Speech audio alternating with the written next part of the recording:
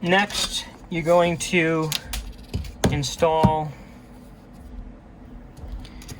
the 467 MP tape.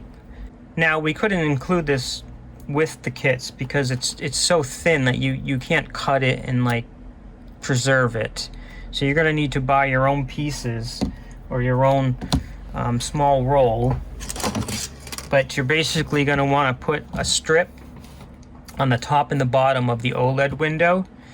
Incidentally, this is a laser cut prototype. This is not the cast production part that pokes through and sits flush. This is just a laser cut piece that we use as a prototype.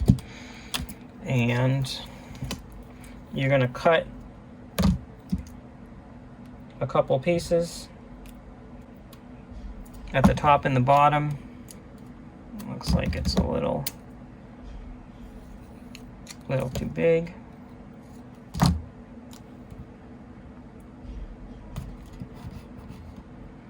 You might screw it up a couple times and just take it off and start over again with a new piece, because you do want that bezel to sit flush.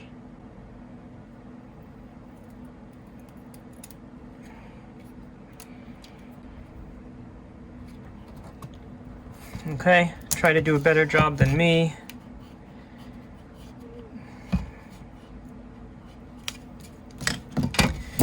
Now you can also put a bead of hot glue around it if you have an industrial hot glue gun and a high temperature glue, something like this 3M polygon with the high temperature yellow glue. You could put a bead around the edge.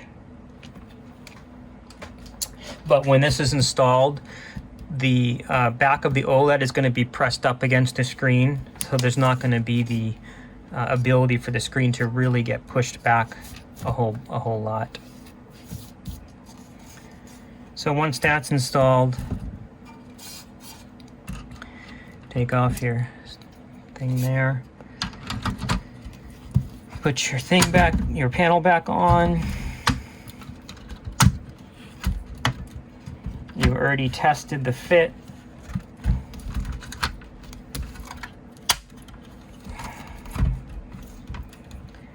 And incidentally, you might not want to put this panel on yet until you're completely done testing, so you don't have to handle it so much. You also might want to put like some painter's tape on the corners. The corners are very susceptible to getting dinged. I wish that we had put a small radius. So you've got 21 pots.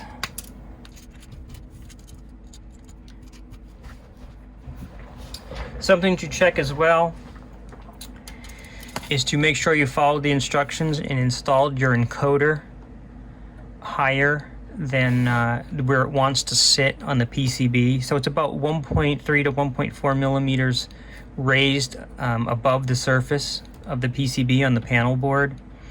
So at this particular distance, the two lugs from the body of the encoder are almost flush with the bottom of the PCB. That's a good way to measure it, you know, without having a caliper. So the actual pins of the encoder still stick through the PCB a little bit, plenty enough to solder onto, but you've got about 1.3 to 1.4 millimeters above the board because the panel is so thick that you need some more distance for this to poke through in order to get the panel nut on here. So make sure that you see enough of the nut, the bushing. Make sure that you see enough of the bushing here so that you'll be able to connect that.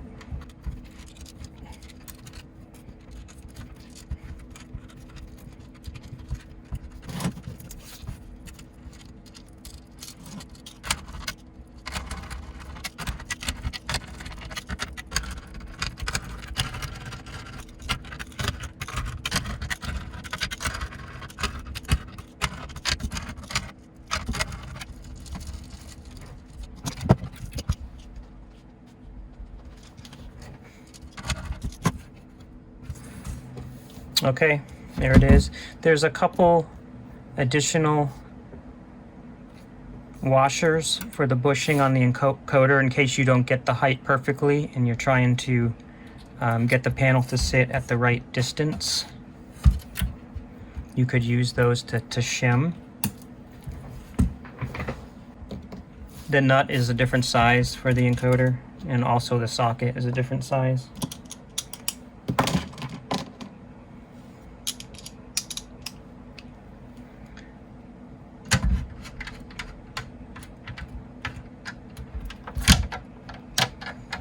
Okay, looks like mine was at a good height, so I don't need to put the shim in there.